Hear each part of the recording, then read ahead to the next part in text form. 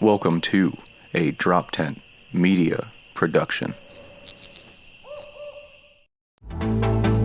The Porcupine with Adam Nutter.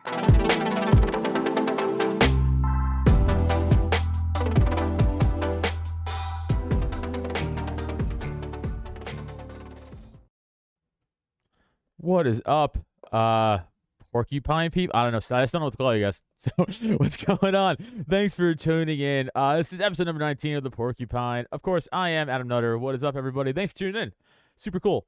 Real quick house cleaning shit out of the way. Again, follow me at Adam Nutter on all the stuff. If you're not watching on YouTube, please go to YouTube, youtube.com/Adam Nutter for this podcast, and I put up like stand-up clips and stuff up there too.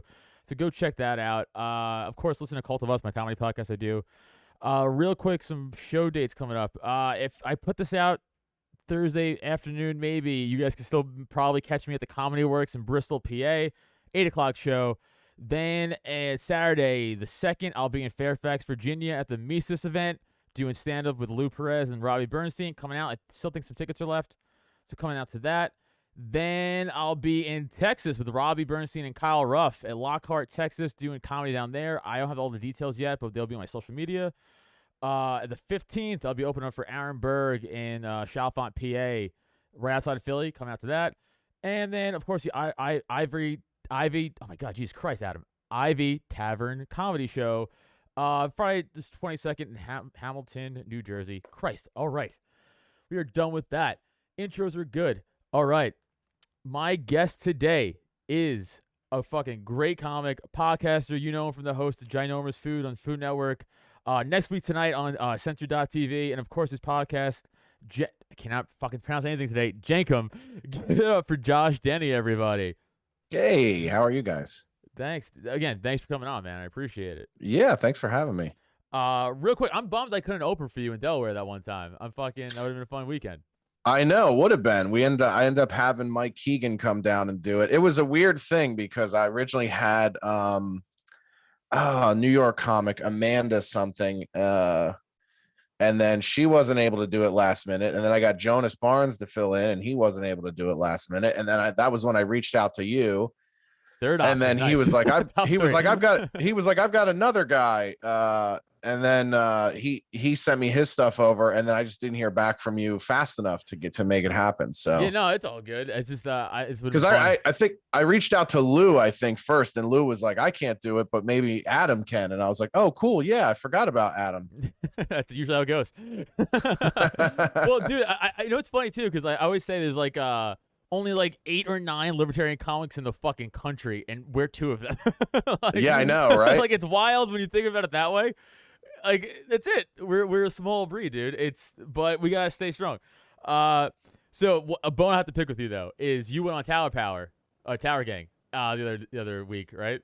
Yeah. And before your appearance, they said I was the most fun they had, and then they said your episodes beat my episode fun. So now I have to go back on and outdo you, you fucking asshole. Hey, you know what? It's occasionally I have podcast appearances where I guess I'm on and people have a good time. No, dude, you're fucking great, man. I was like, God, they told me that the other day. I was like, Denny. They're funny guys, man. Yeah, that was the most fun I've had. I've literally done like 30 of these in the past month, and that was by far the most fun I've had. Yeah, because you just get to go in there and just shit talk and joke around, and like no one really cares, and it's the most fun about it. They're actually all coming on here in like 2 weeks. We're gonna do that live. That one live, we're gonna do live, and just gonna be fucking chaos. And that'll be good. Yeah, try to have a fucking good time. Yeah, they're fun. The guys at Ski Mask Collective are fun. I mean, there's like these like fringe podcasts that are fucking the guys from the American Council of Truth and Journalism. Like, there's so many of these sort of like, they're not like mainstream podcasts or comedy podcasts. It's just like 4 friends talking shit, and those podcasts are the most fun. Yeah, and like most of them aren't even like comics or anything. They have like day jobs. And they're like, how are you guys so fucking funny? Yeah, well, that's my experience too. Is like most of my funniest friends are not stand-ups. Like my two one of my funniest friends now, I would definitely have to say, is Gavin McInnes, who's dabbled in stand-up, but he's never really been a stand-up. And then one of my other buddies, Tyson, he's done stand-up like one time, but he has like a very high level corporate position for a company, and he lives in like Montana, and he has acreage, and so he's just got a good life. He's newly married in the last few years, and but he's the funniest fucking dude I know. We went to high school together, and he's funnier than 99% of my comedian friends. Yeah. We talked about this before too, but like on my comedy podcast I do with my buddy Neil. We used to have on like guests and other comics, and wow, man, they suck. Comics are usually like some of the worst guests. You would think we'd all be good at it, but like some guys or some girls, whatever, they can't riff for shit. All girls? I mean, all girls for the most part. Yeah, I was trying to be nice, but yeah, it's pretty much they can't riff for shit. They can't. It's like they'll just sit there and like wait to be like asked the question. I'm like, hey man, we're all just ripping jokes here. Jump the fuck in or don't. Like yeah. And it's like, I feel that way a lot of times with podcasts and stuff, and at shows where I'm just like, okay, why did you get into comedy? Because like I got into comedy because I used to make all my friends laugh, and they were all like, you should be a comedian, for years and years and years and years. And then I finally fucking did it. And I was like, oh, I enjoy this and I'm good at it. And then it took me a few years to learn how to write like more solid material. And then I've been at it for 15 years, but there are people that I see that are in comedy, and it's like, you don't have any natural ability to be funny. You're not a particularly great writer. Like, what the fuck? Like, how did you decide this was the thing for you? And they go like, well, I just love it. And I'm like, well, I love the NHL, but I kissed that dream goodbye a long time ago. It's like, loving something isn't enough to fucking do it, Agreed. No, I totally agree. There's also like a weird comic thing where you get where they're like, well, I'm actually like a theater person, but I do stand up. Like, well, then go do theater. Yeah. Yeah, those are the people. Yeah, those are the people that are like, well, I got to find a way in somehow. And you're like, go fuck a producer, get off our stage. That's what Weinstein's for. Yeah, listen, Harvey Weinstein's incarceration has destroyed the open mic scene in Los Angeles, because before a no talent bitch could just suck that guy's cock and get into movies, and now she thinks she's got to do comedy. This is the biggest tragedy to come out of the Weinstein scandal that nobody's talking about. Yeah, just us, just other comics. Like, this is bullshit. Yeah, like taking over stage time. Now that they can't fuck their way into the business, they're getting on our stages and pretending that they have ability. See, now, of course, I know you've done obviously comedy in New York, but like I started in New York, and I live outside of Philly now, but I started my years in New York, so like I'm still a New York comic oriented. I still do a lot of shows in New York and stuff like that. Well, not anymore, because Nazi stuff, but I can't go back there now. But I was doing a lot of shows in New York, and there's a very funny comic thing where you see again like the theater, we call them the theater comics. Yeah, they'll do like I saw one guy do this, like the fucking feign, like during his bit, and I'm like, what are we doing here?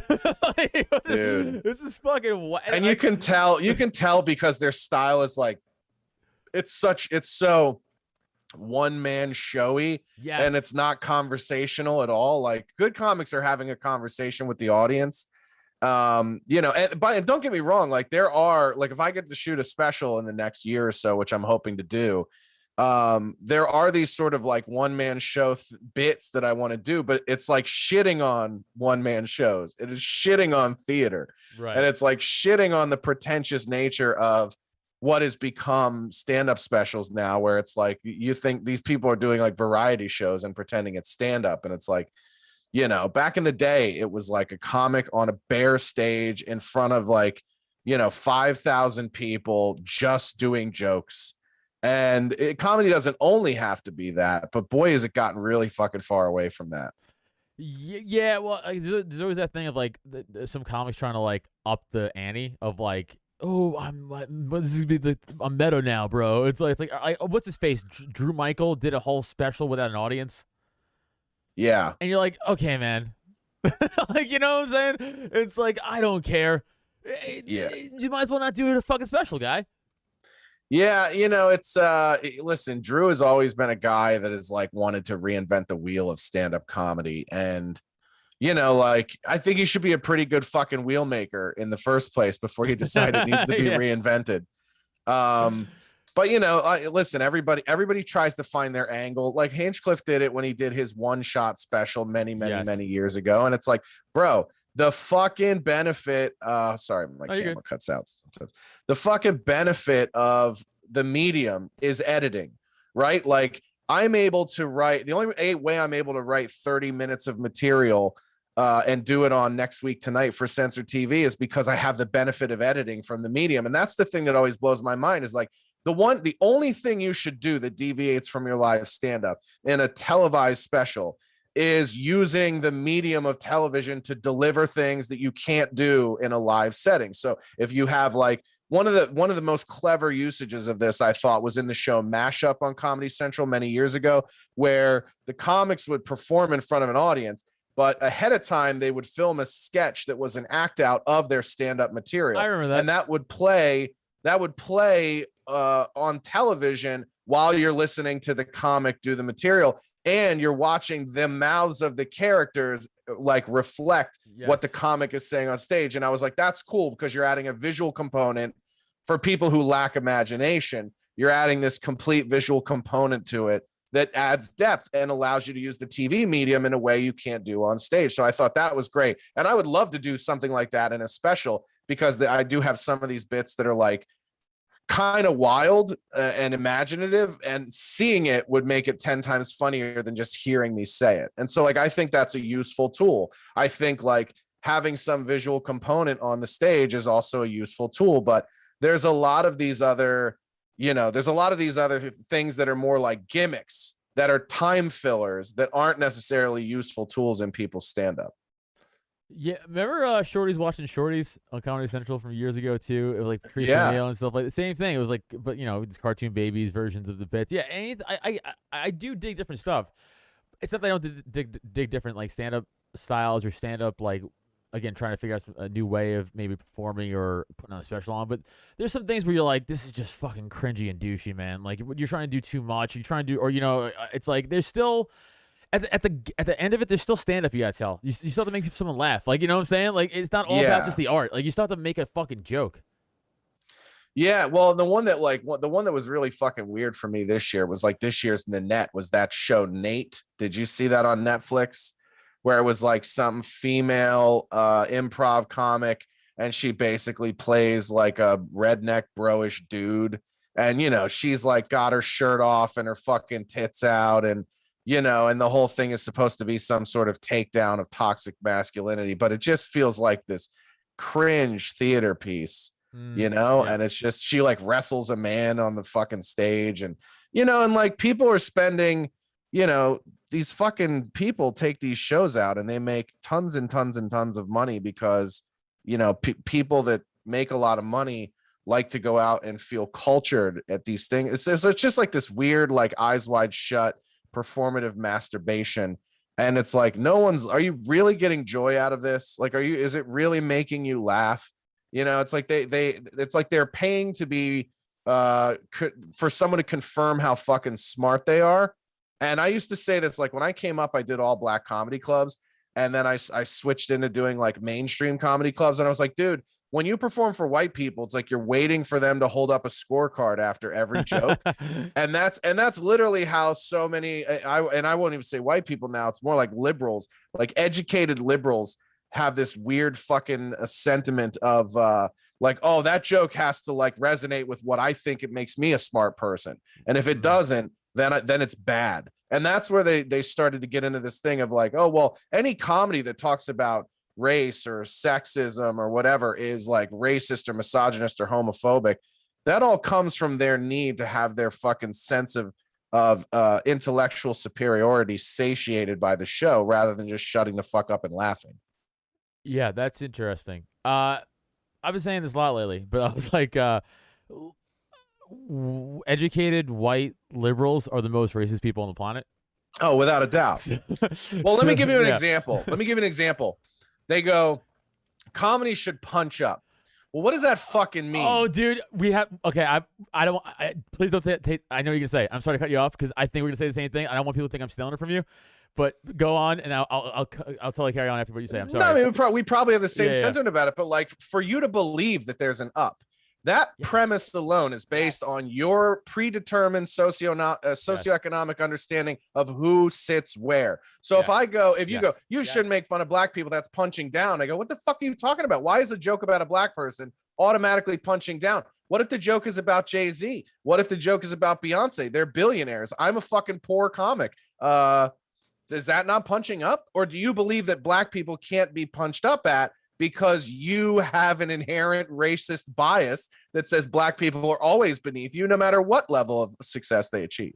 Yes, and I'm so sorry to cut you off, but this is the first 2 words you said. It got me so excited. I was like, this is exactly what I fucking think. You were in my Right. fucking brain, dude. I say it a little differently, but I just go, when someone goes that you're punching down, I go, what does punching down mean to you? I need you to tell me. And they'll go, well, you're making something less than. I go, what? What is that? You just said a black Right. person's less than? You fucking Yeah, psychopath? Listen, when I talk about black people being late to shit or the joke I made on Twitter last week, I go, of course, we don't spend any time in the media talking about black women being abducted. They're too fucking loud to be abducted. It's like, for you to think that that's racist, it's like nobody said black people are less than. I just said they're loud. What does that have to do about their standing in society? It's a personality trait that black women have. Yeah. And the fact that you think that it's derogatory makes me think that you think everything black is derogatory. So which one of us has the problem with being a fucking bigot, me or you? Well, that's the thing, especially as libertarians, we're like, hey, man, everyone's equal. I don't give a fuck. Everyone's equal, right? I am anti-collectivism bullshit. Like racism is collectivism. It's the same fucking thing, and I think it's not because it's racist. I think collectivism is gross. So I think exactly. Right. So I think racism is gross because it's collectivism. It's fucking gross. I don't know your story as a kid, but being a redhead, the idea of being part of the collective was never an option for me. No, you guys have like no souls. I was an individual all the time. Like there was no, oh, you're white, come with us when I was a kid. If I was getting picked on the black kids, the fucking white kids would jump in and pick on me with them. If anything, I was the great unifier because at least white people and black people could get together and hate me instead of hating each other. And this idea of like, I'm going to give it to fucking white people. I'm going to give it to black people. You're all going to fucking get it. I'm going to give it to whoever I want to give it to. And if you think you're going to tell me not to, you can suck my dick. Yeah. I grew up playing football my whole life, and I grew up in a lot of locker rooms, and a lot of the bonding between the black guys and white guys, we make fun of each other. Yeah. And we would go out and drink. I played football for a while, so I played like past drinking age too. So like we would go out to like the bar afterwards and like fucking. We were all friends. Like there was no. It was like, and again, like one of the funniest things I was ever told was one of my black teammates was like, "Yo, how come you guys don't wash your legs?" And I was like, "Yeah. Wait a minute, that's true." Yeah. Why don't we? How'd you know that? And why? And now, no, I won't wash my legs. Fuck you. Yeah. But it's like, who gives it? It's funny. Like it's just jokes. Like we're not like no one ever leaned in and was like, "Hey, you shouldn't exist as a person." Okay, that's funny, right? Like no one's ever saying shit like that. It's always like dumb stereotypical jokes or like cultural shit, which is how you bond. Well, what I think is funny is that like that side doesn't. That they're like, oh, you're punching down. You're like. You're doing this reductive, stereotypical humor about white people or black people. And I go like, yeah, have you watched a black comic ever? 90% of the fucking 90% of their act, all of them is reductive, stereotypical shit about white people. Yeah. And so it's like, yeah, that's what we do. That's what comedy has always been. So, but don't pretend like it's fun when they do it and it sucks when we do it, because when we do it, it's pretty fucking funny. And by the way, for people who don't believe it's funny when we do it, go watch a clip that I posted on my Rumble page from when the first year I did comedy in 2007. I posted a video of me doing a Def Jam audition where I was the only white comic in an all black club on an all black lineup. And I fucking destroyed because back then the color of the comic's skin didn't fucking matter. If you were funny, you were funny. And it was definitely harder to win over an all black audience back then or period than it is to be a black comic in that environment. And so you know, I don't know. I just have this mentality of like, listen, I've battle tested my point of view through black audiences for the first, 5 years of my career. I'll be goddamned if some fucking mixed kid who went to Stanford tells me my shit is racist. You don't, I bet I know more about black people than you do, you rich, privileged faggot. That's exactly the thing is on, what was he talking about? I forgot what the fuck. Well, I lost my train of thought. Rich privileged faggot. Welcome back. Hold on. That was it. On you know that podcast, The Fakeitarians? No. Okay, they're trash. I wish I even say they suck. They hate on like Dave Smith all the time and like Joshua Smith and like me and like I did Joshua Smith's podcast. Yeah, he's great. He's the man. Josh is the man. They hate you too for sure. Like if you're on I'm sure you're on their radar. I'm sure they hate you. I'm sure they've talked shit about you before. Like they hate all of us, but they call themselves libertarians. Anyway, Josh and Nick Ashley went on their show, and because they just keep calling them racist and all this shit, and they went on their show, and then I think it was Nick who said, "What's your favorite rap album?" And none of them they just stuttered their way out of it. Yeah, it's like because you don't actually listen to anything besides white shit. Sometimes I spit out shit that makes sense. And when I did the Babylon Bee podcast last Friday, I was like, wokeism is just an attempted interpretation of black people by white people that don't know any black people. Yes. No, that's what I'm saying. Like people, there's some misguided people out there when they get mad about the woke shit. They're like, it's like no man, you should be mad at white people. We're the ones doing it. Yeah. Well, yeah, exactly. It's us. And by the way, my favorite rap album is Busta Rhymes' Genesis. I think it's front to back. It's probably the most complete rap album. I'm Ready to Die by Biggie myself, but that's fair. Yeah, that's good. No, I mean, that album with Busta, it's like you combine the production of the Neptunes with Busta's rapping ability. It's like the perfect for that early 2000s, like late 90s, early 2000s rap. I felt like that was like the all-star, the all-star collaboration in that time. And I also liked it because it was like not the Chronic 2001, which was an Eminem, which was like permeating the rap waves so much. But like, this was like the last kind of like rap trend of shit. And then it went into like Big Timers and like Dirty South rap, which was fucking trash. And then Kanye West shows up on the scene, and then it's like the whole game changed. So that was also, it was just like there were two albums that people bumped in school like my senior year that were rap albums, and one was the fucking posers listened to the Chronic 2001 and then the actual black people and the people I hung out with listened to fucking Busta. That was I just thought it was a musically and lyrically superior record. Yeah, and was it a good fucking record. Bangs. Yeah, remember back when people had systems in their cars? Yes, and you would feel like an fucking earthquake album, under you. Dude, that fucking album. But I probably lost years on my life because that being in people's cars with way too loud of speakers banging that fucking record. Dude, yeah, I grew up on Staten Island, and like a bunch of white kids where I grew up on Staten Island, and a bunch of Italian kids especially, and like they all either drove around blasting fucking rap or just dance like techno, because that was this was like 99 2000. I was a freshman in 2000, so these like all my friends' older brothers and shit like that, they're going to like Electric Factory and shit, like the dance, and they're all fucking gearing up to all the fucking techno shit in the basement, and they go out to their cars and blast all the techno shit. That's like, dude, what are you guys doing? And all the street glow in their cars. Fucking streak low. Yeah. And then I would say before that, it was probably before Bust, it was probably DMX. Because so in high school I moved from Philly to Minnesota, which went from being like diverse to like all fucking white. Yeah. And so like the DMX was what all my friends on the East Coast were listening to right up until I moved, and then we got into like Busta Rhymes and shit.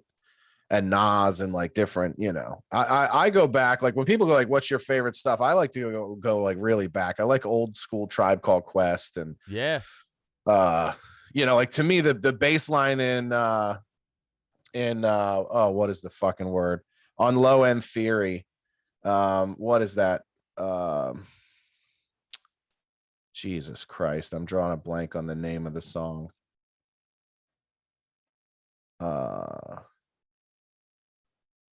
think Jesse's looking Excursions. It's the opening song. Yeah, that fucking bass line at the beginning.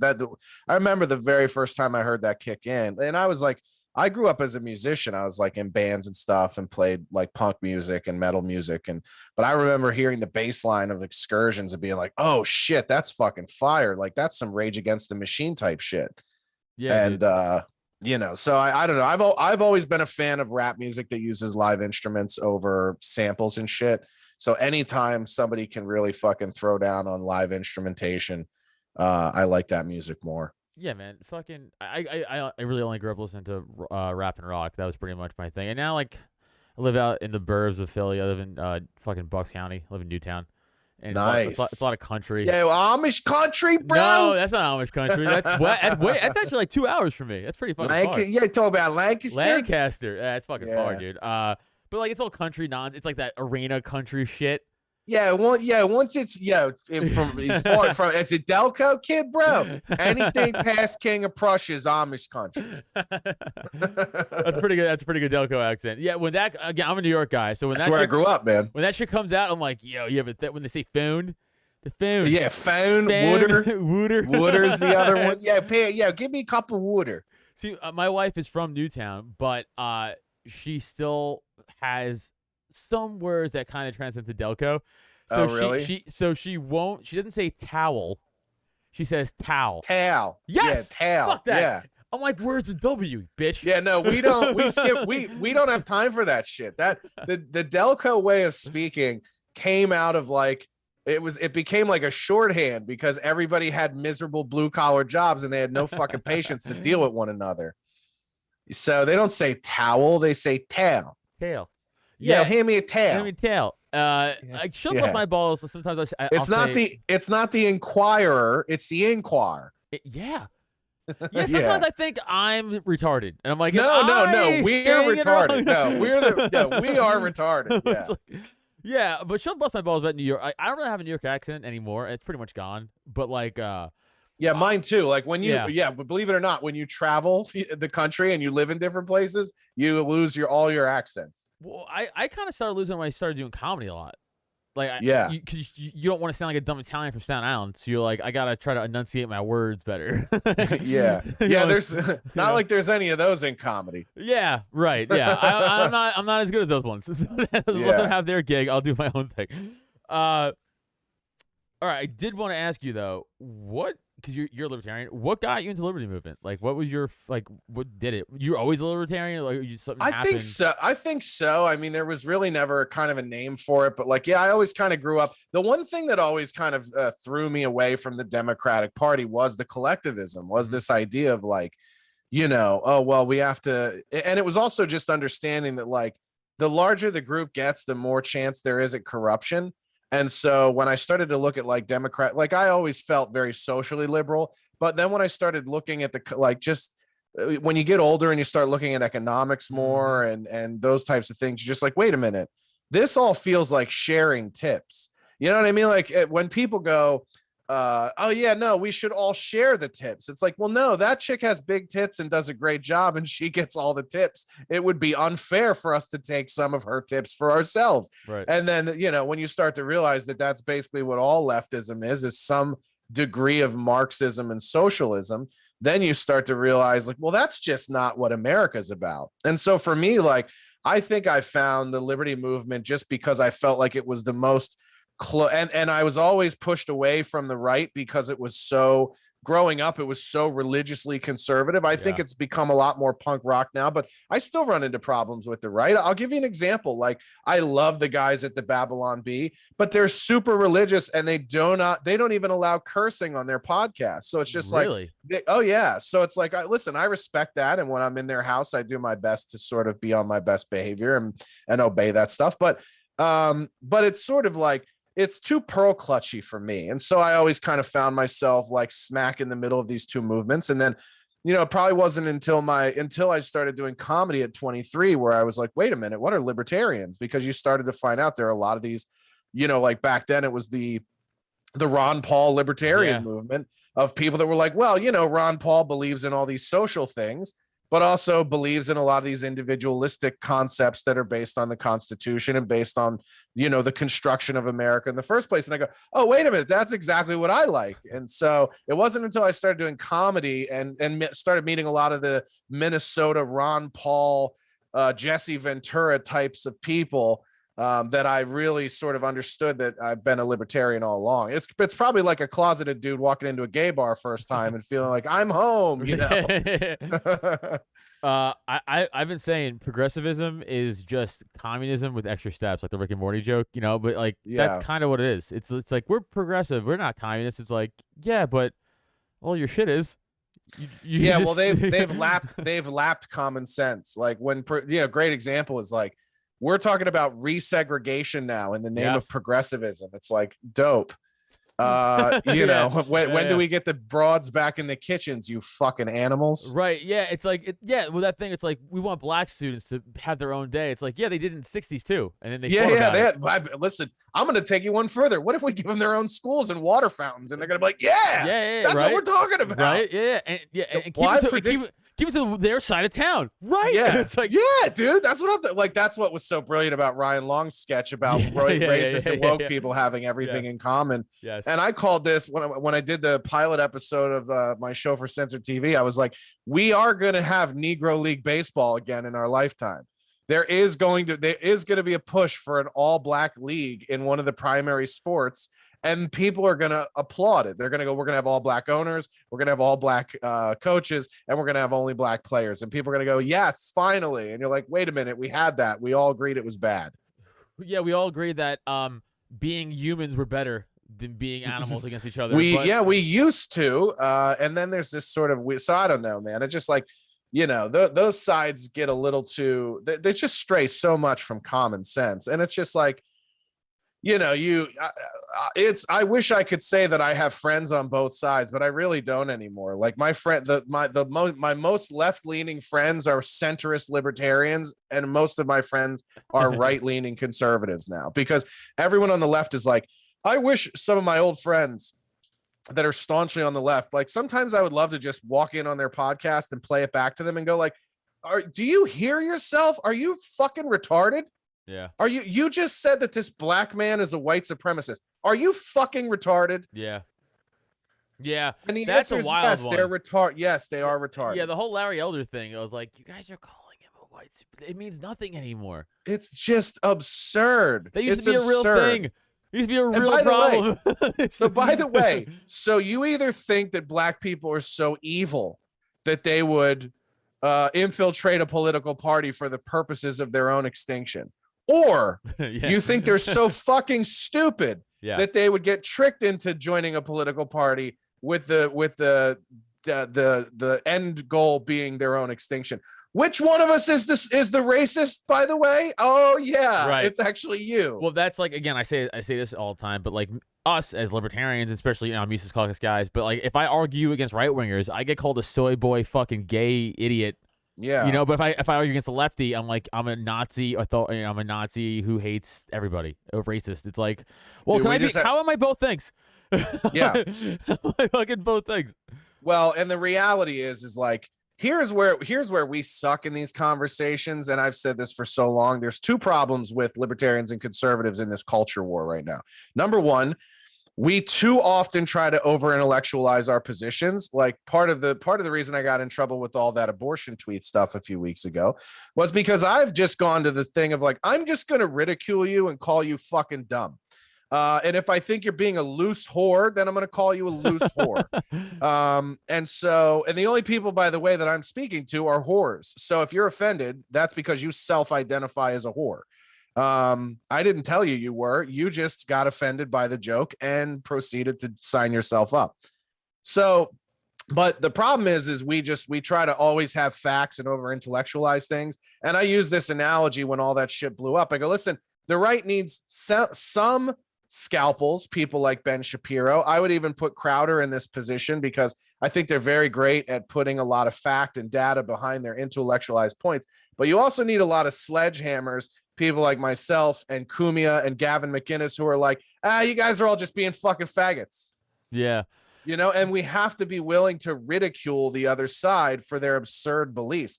And then the other problem is, when you find yourself in those arguments, like you have to realize there is no winning on intellectualism, because they're never going to attempt to defend their position. Like they're following Saul Alinsky's rules for radicals in all of their public oppositional points. They watch every Democrat debate a conservative, and it resorts to name calling and ridicule and everything. I mean, you could literally go through Saul's book, Rules for Radicals, and they're literally hitting all those points. And nowhere in those points are humanize your adversary, right? Which is what we try to do. We try to go, well, let me put myself in your shoes. Don't ever fucking do that. They don't view you as a human being. You cannot return that to them.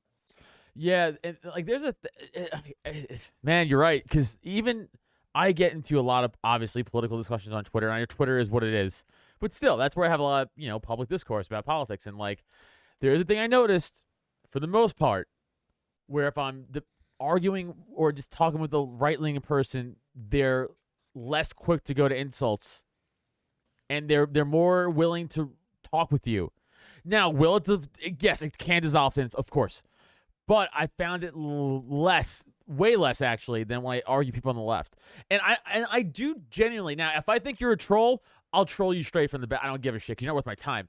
But if you have your face and your fucking avatar and you're being genuine, I'll be 100% genuine with you at first. And this happened to be a lot. Lefties are like, why don't you believe in whatever the fuck? I go, well, because it kind of hurts this person for this reason, and I don't think that's fair to marginalize this group because of that group. And they'll be like, you're a Nazi. I go, okay, you know what? Fuck you. Now I'm not gonna because I used to be like, oh, hold on. I used to try to rationalize, and now you can't. No. Now I'm at the point where I will talk to you, but the minute you want to be disingenuous with me and you don't actually want to have a discussion, then I'm like, you know what? Fuck you. Now I'm just gonna roast you. This will become a meme war, and I'm gonna win it. Because I'm not gonna take you seriously. I'm just gonna meme you to death with fucking gifs and pictures, and I'm not gonna take you seriously. And you're gonna get so mad because you're gonna try to keep being serious with me, and I already don't. You're done. I gave you a chance. Well, and the problem is like the left will reduce you to your identity, and the right will reduce you by your morals. Mm-hmm. And so like this is the problem I have with people like Ben Shapiro and Candace Owens, is they'll literally draw you into conversation, and then you'll be like, yeah, these fucking people. And they'll be like, see, I don't use language like that. And you're just like, well, that now you're trying to other me because you think my language is some sort of indicator of how right my argument is, which is never the case.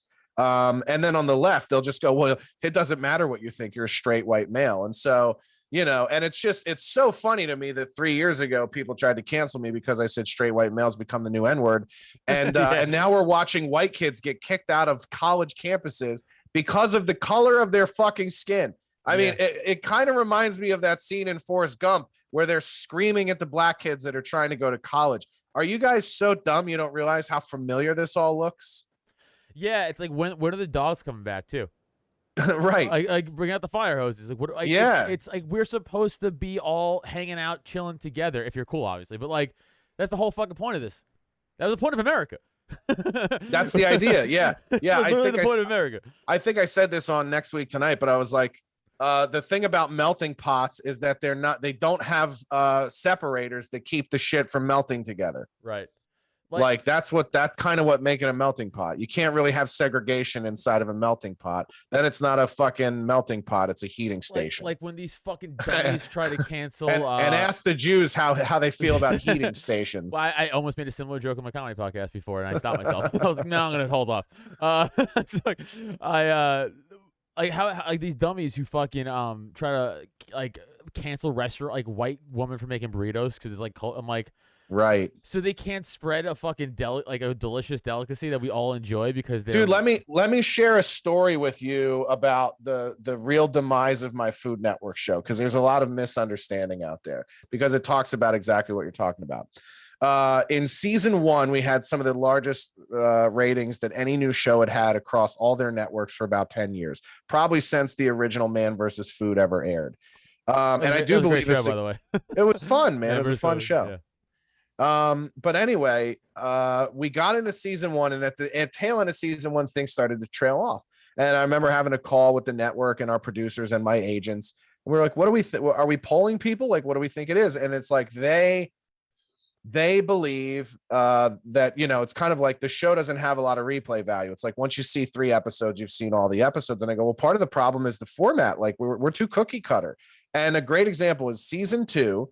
We went back to a restaurant that we had filmed. Basically my audition was filmed there in Atlanta. It's outside of Atlanta in a place called Ackworth, Georgia.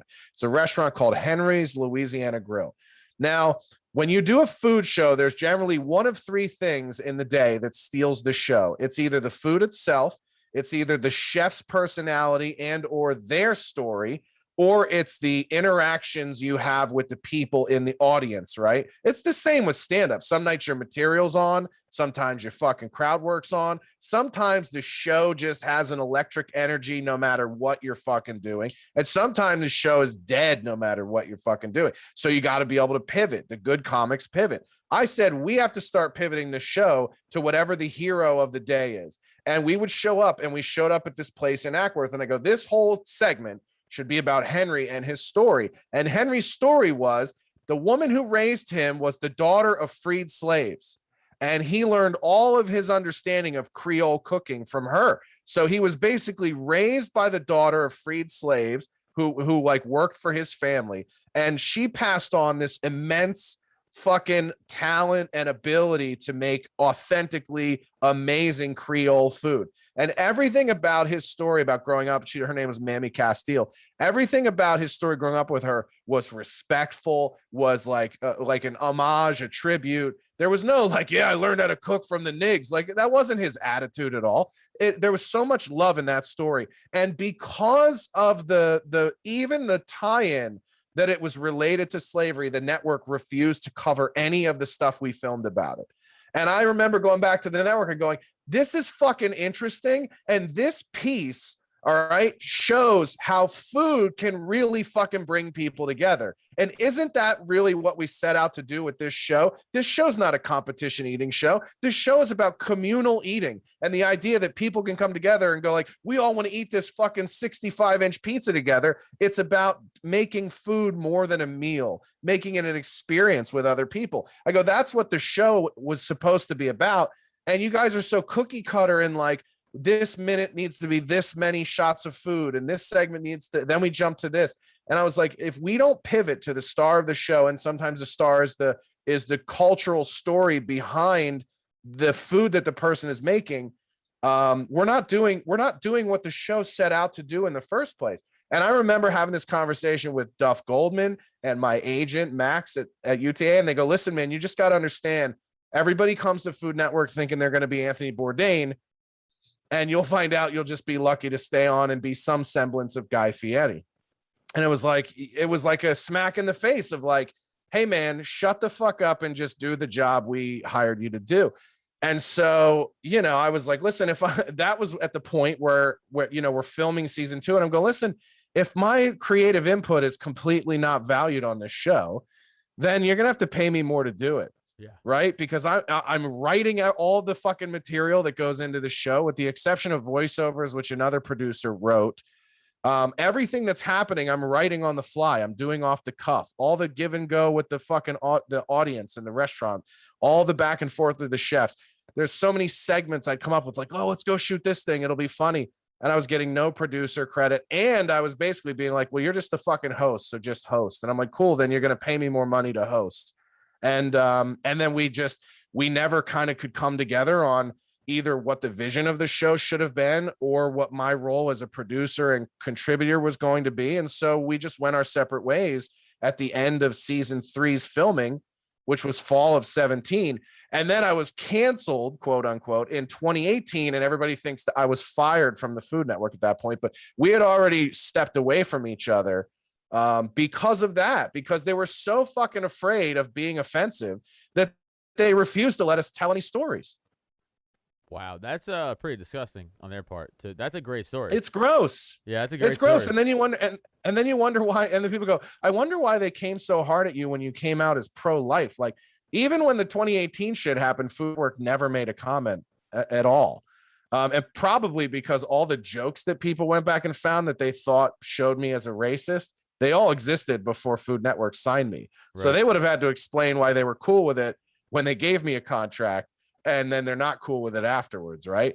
So they never commented on anything. And then when I went after the fucking pro-choice, pro genocide people, the whores, as I call them, that's when they came out and said, like, we distance ourselves from him. We regret ever having given him a platform. Yeah, that's to hold back a story of like how cooking can help not overcome slavery, but like help get through slavery and like help like there's like a communal thing and like we're gonna pass down our knowledge to you. And it's like a fucking great story, and it's like, nah. But like, it's like, listen. This I say this all the time. People don't like it. If you told me that slavery was the only way my people would have the ability to have the kind of generational wealth and prosperity that Black people have in this country today, I would do it for my future generations 100 times over. Now, I'm not saying that makes it right, but I'm saying, yes, it's an ugly part of American history, but it's an ugly part of the world history. Our willingness to correct that mistake and to change as a country has now made America the best place in the world to live for Black people. We have more generational wealth and prosperity here for Black people than anywhere else in the fucking world. And slavery, unfortunately, was part of that.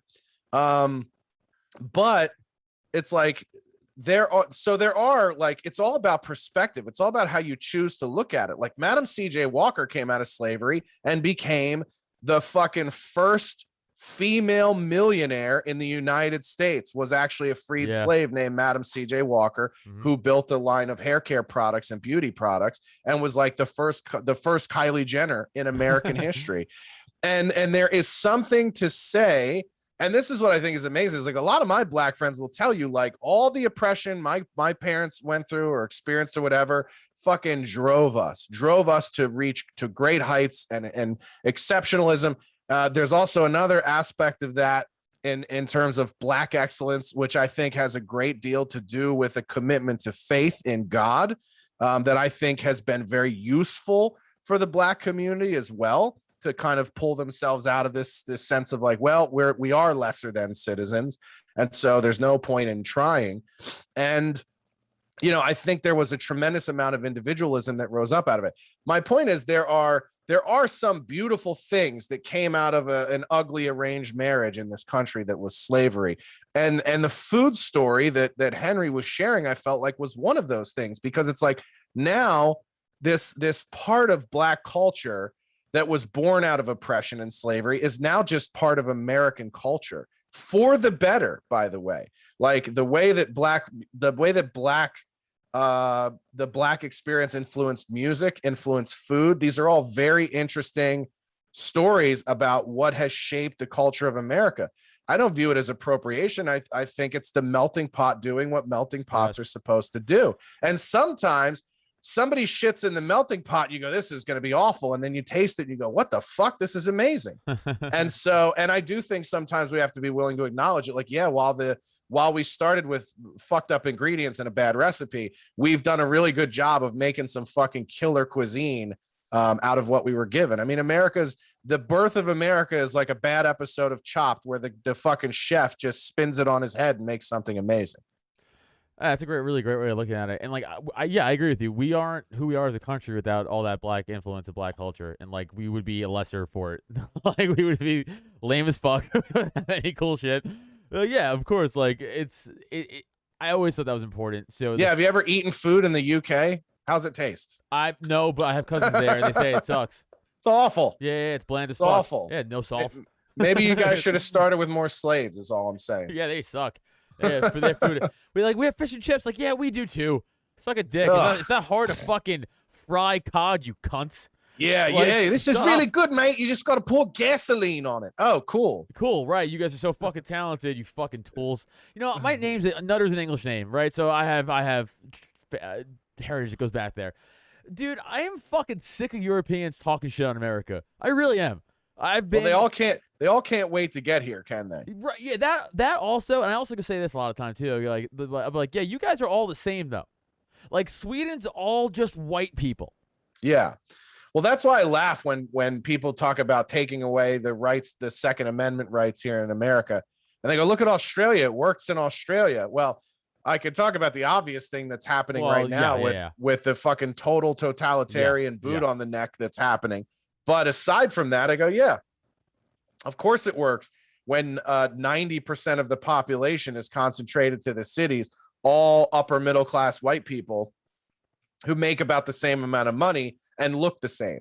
You don't need that kind of shit when you have such a homogenized society. Oh, and by the way, you have, what is it, 10 million people sharing the amount of land that is the United States. It would be like if the United States population was only Los Angeles. Right. You know what I mean? So it's like, of course, there's more than enough land and resources and shit to go around for everybody, and everybody lives pretty fucking well. You don't need guns to protect your family because there aren't desperate people trying to take what you have. Yeah, I read an interesting thing from an Australian dude about. I mean, up until very recently, they're pushing back, they're protesting, but like, I mean, way too late if you ask me. But of course. But I read a thing because he said a lot of American friends of mine are asking me like, why aren't you guys, pushing? Why aren't you guys fighting this government more? Why aren't you guys pushing back? And he said, because we don't have that rebellious spirit like you guys have. He's like, you got to look at our history. He's like, you guys fought literal wars over like your freedom. He's like, we were a prison colony who was then granted countryship by the crown. Everything was given to us by the crown. We only know the crown and government. So our people are very much like loyal to that, and kind of like subconsciously in a way, where all we know is government gives us stuff. So that's what we got. Well, and quite frankly, like we are suffering now from an America that is the result of the Civil War. And so what I mean by that is, like, so often history tries to teach that the Civil War was just about slavery, but there were two other elements that were pretty prominent in the Civil War. One was it being the right for states to govern themselves without having a federal totalitarian control over them. And then the other thing that never gets talked about the Civil War is that a lot of the people that wanted to raise slavery as a question of morality had immoral means or immoral ends that they were trying to achieve, primarily indebting us back with the Bank of England, because the concept was if we raise the moral question of slavery in America, then we will bankrupt America's financial independence, and they will have to go back into debt, essentially as an extended colonies of the Bank of England and the nation of the United Kingdom. So it was sort of like we have to end. It wasn't like we have to end slavery because it's the right thing to do. I think we like to dress it up like that in hindsight, but there were a lot of people back then that wanted to end slavery because it was the only way we had economic independence in the colonies. In the United States at that point. So, and that's also why there were this is the part that gets left out of the story. There were black slave owners like William Ellison who gave their entire fucking fortune to the Confederacy, not because they necessarily agreed with the racial component of slavery, but that they knew that the survival of America and America's economic dependence counted on it. Yeah. And so, there's a lot of nuance to the Civil War that gets left out of the discussion. Excuse me. And now we're finding to great detriment, because here we are in another situation where somebody like Ron DeSantis is going, no, you don't have the right to govern us as a state that way.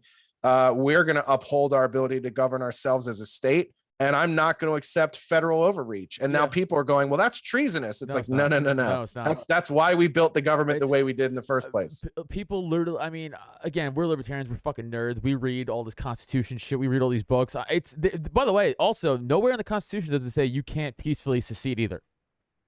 Correct. Like people, you can't violently secede. That's the thing. But there's nowhere does it say anywhere, by the way, you can't. What would stop peaceful secession is the government, which is correct. Which is like that's what I was trying to look up on my phone, but I couldn't find it. There's a Lincoln quote. Lincoln was a shitty president, by the way. People think he was great. He was not great. He said, if I didn't have to free any of the slaves to end this war, I wouldn't. If I had to free half of the slaves, I would. If I had to free all the slaves, I will. Whatever to end the war.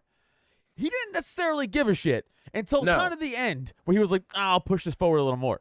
But like that's a myth about Lincoln. Like, he was never always gung ho for that. He just wanted to keep the whole thing together. And then at the end of it, he pushed hard for the Emancipation Proclamation, but that was like afterthought almost from him. Right.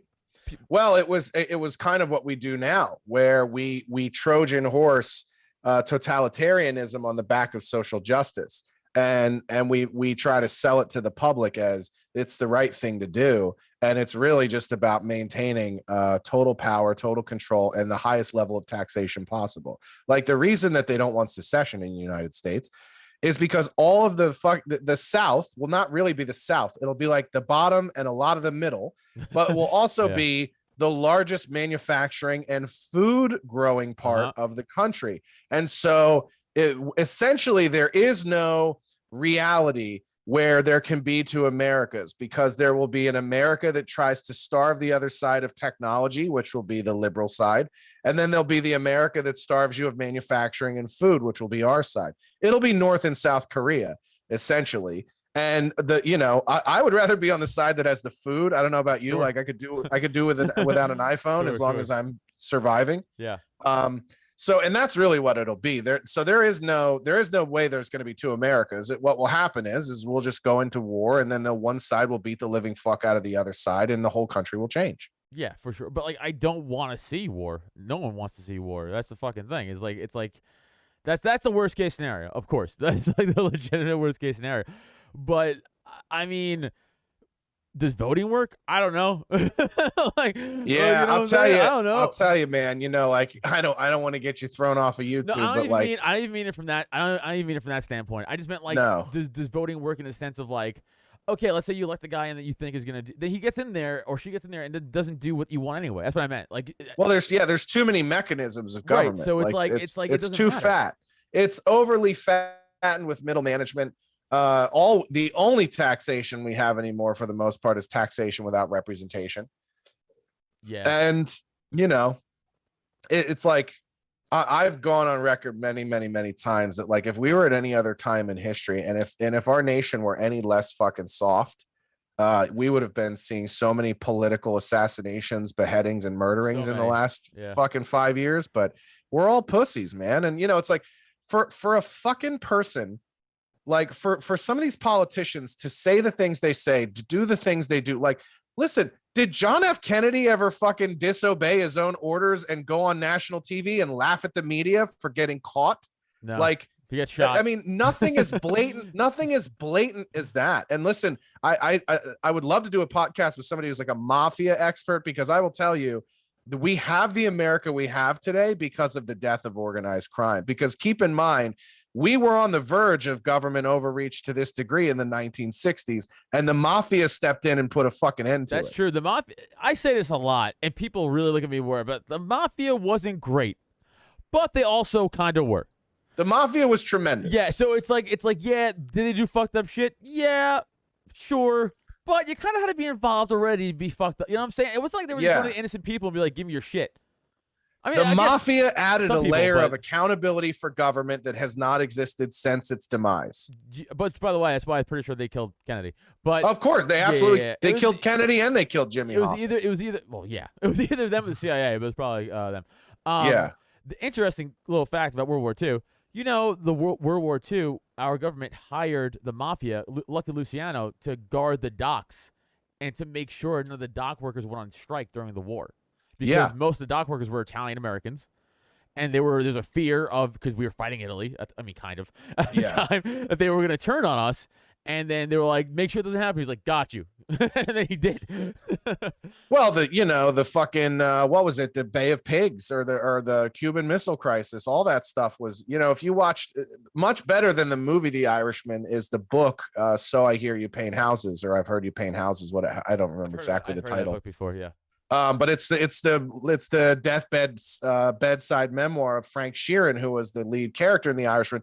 But in that book, he goes on to expressly describe in great detail how the mafia was essentially involved in all of that Cuba shit under Kennedy. And then when JFK sicked his brother on the mafia to try to retaliate against them for attempting to influence and control what he was doing as a president, after they fucking racketeered to get him elected, the first Catholic president in American history. You think the Italians weren't part of that? Right. And so he basically was like, the government's stronger than the mafia. And then the mafia said, I guess we'll see about that. Yeah. Oh yeah. No. I. The more and more you read about all the Kennedy stuff, the more and more you think it was mafia for sure. It's 100% the Yeah. mob. Wild how they never got caught.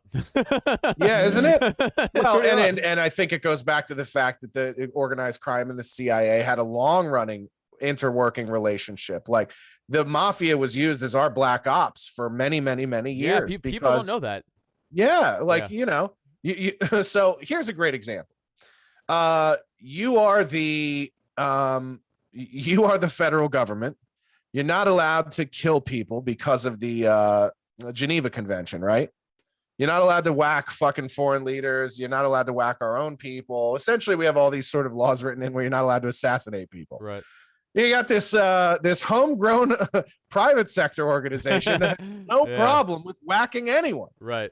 And so do you go out and train your own people and risk not having control of them? Or you just fucking hire these guys to go do it for you. They're already killing people. Right. Yeah, and then you look the other way. It's pretty brilliant. Yeah, Kennedy fucked up. Kennedy fucked up. They were subcontractors, and then Kennedy said, "We're going to pull your contract," and they said, "No, you're not." That was wild, man. That was. I mean, knowing that, I guess he really did think he was untouchable. I guess he did. Yeah, he did. And that's the problem. It's this sort of absolute power corrupts absolutely. Even a fucking mafia knows that. That's why they had 5 heads of families and not one. Right. But I still think they had to be in bed with Johnson and stuff and LBJ and all those guys because, like, I think they were involved too. Like, you saw that picture of him getting sworn in on the plane? That smirk he gives to that fucking, it's so creepy, dude. Well, listen, they probably, I don't doubt for a second that the crime families after that happened had a conversation with Johnson and said, "Listen, we can dig 2 holes, motherfucker. You're either gonna play ball with us or you're not." Yeah, that's wild, man. And they were probably like, "Listen, you'll have a peaceful presidency in this country. You mind your fucking business and you give us Robbie because we're going for him too." There's so why use Sirhan to shoot him? Oh, are you asking me why we've used patsies? No, I'm kidding. That was the rhetorical, facetious question. Yeah, of course, man. Yeah. Do we because we love the idea of listen, you don't want to catch a guy who's in a Gennaro crime family at the scene of the murder because then it's going to be like, wait a minute, what the fuck are the mob is attacking the government? It's like Ruby shooting Oswald. Exactly. What was you don't think for a second that wasn't like, yeah, we're on the American side too, guys. Yeah. What's the best way for you to not know my enemy? For me to kill your enemy for you? Like it's classic Sun Tzu shit. Right. I mean, they hired Oswald to do probably some of the shooting, and then as he was going to talk, they're like, nah. Yeah. Well, and it's always, you look at like all the shit, like the Catcher in the Rye shit and everything. It's like there's calling cards all over these things. The one of the most captivating Joe Rogan podcasts I ever listened to was the guy who wrote the book essentially about how Charles Manson and the Manson family was like a total government psyop. Yeah. Like essentially like a precursor to Manchurian Candidate shit. MK Ultra shit. Yeah. And it's fucking wild to me that how much I didn't know about that before reading that book and watching that podcast. Yeah, Operation Midnight Climax. Which again, people don't know. The government was using prostitutes to drug Johns and also certain government people and stuff with just hitting them with blackmail them. Yeah, high doses of LSD, like high. And so these guys have no idea what LSD is, and they're just fucking trying to fuck some prostitute. And all of a sudden, they're seeing goblins crawl down the wall, and they're like, "What the fuck is happening?" That's some wild shit. And our government did that. That's what the Tuskegee experiment, all this fucked up shit that we have done over and over again to ourselves and others, and people still trust them blindly. I don't know, pretty wild. But I think we can wrap it up on Mafia murdering JFK. Josh, quick, just tell everybody they can find you and anything you have coming up you want to share or any social stuff. Media. Yeah, man. You can find all my stuff at joshdennycomedy.com. I'm at Josh Denny on Twitter, Getter, Instagram, Josh Denny Official on Facebook. People should check out the Jenkum podcast. I'd love to have you on there, Adam. Oh, yeah, dude. Fucking hit me up anytime. Yeah, for sure. We'll have you on at some point. And then And then I do a show for Censor TV called Next Week Tonight. I've had some weeks. Dude, I found out I have celiac disease after this last bout with COVID. Gluten, gay. Yeah, it's beyond. Dude, you can kind of see, like, if I zoom in, you can see I got cross contamination the other day. My whole fucking face broke out. God damn. Yeah, so it's like it's been a nonstop fucking battle with this for the last month and a half, 2 months, but I'm figuring it out as I go. But yes, Next Week Tonight on Censor TV, people can check that out. And then, as far as live dates, I'm working on a couple of things. I had a lot of people reach out after the all the press from about a month ago now about the abortion thing and different groups and everything. But I'm at the point, and I don't know how you feel about it, but I'm just like, dude, I'm not fucking with forced vaccinations, masks, or any of it. Like, I'm not fucking headlining places where I could make that decision. So I go around. Yeah, I'm just not like, I've had people reach out. And be like, hey man, we would love to book you. And I go, is it vaccine required? They go, yeah. And I go, no, thanks. Yeah, that's fair. I get it. Yeah. When that's done, it's not a lot. I've had 2 places reach out, but it's like, no, I'm not doing that. And I'm also not getting I'm not going through required vaccinations or anything to travel. Like, I will just continue to write, continue to do my shows, continue to do my podcast, and wait for this shit to fucking blow over. Because the idea of doing, like, I don't know, man. You want me to go up and entertain the fucking the about to be executed? It's like, I feel like asking me to do comedy in front of a forced vaccinated, forced masked audience is like, hey, could you go up here at Auschwitz and do 10 before we kill all these fucking Jews? Yeah. Like, I don't want to do comedy in that environment. Yeah, no one looks happy. You can't see expressions, that's what comedy is. It's right. And interaction with the crowd. Yeah, dude. But yeah, it's like, you want me to go up there and fucking sing and dance like a monkey? I'm like, so we're all scheduled for execution, right, everybody? Right? Like, be happy. I just can't get into it. Yeah, dude. No, I mean, do shows where you can. That's what we do. Yeah, I'll do them. Yeah, I'll do them where I can. If I get an offer and it's like, I've been doing a lot of like private dinner shows for like Republican groups and stuff, because it's like they're not doing any vaccination or whatever. Isn't this fucking weird? So, like, check this out. If you have a comedy club, the government can tell you have to force vaccination for your workers and your attendees. However, if you're like a hotel and a private group comes in and rents your space, they're not like, your hotel is not responsible for their behavior. Right. Does that make sense to some degree? Like, nothing so it's makes like sense. Yeah, so it's like, it's so the fucking loopholes in this stuff are so stupid. It just tells you how arbitrary this is, and the only reason it's still happening is because people are going along with it. Of course. Yeah, no, dude, of course. Not to start we could do a whole other podcast on COVID, but let's maybe hold off for a second appearance. Dude, thank you so much for coming on. If you come on the East Coast, let me know. We should do something together, obviously. Yeah, I would love to, man. Yeah, I would love to hang out. Josh Denny, everybody, thank you so much for coming on, sir. I'll catch you guys next week with fuck, I forgot who's on next week. I'll be on next week. Peace. Thanks for listening. Find Adam on social media, Twitter and IG @Adam Nutter, or Facebook and TikTok @Adam Nutter Comedy. And for podcasts and merch, check out www.droptent.com. Don't forget to rate, review, and subscribe so you never miss an episode.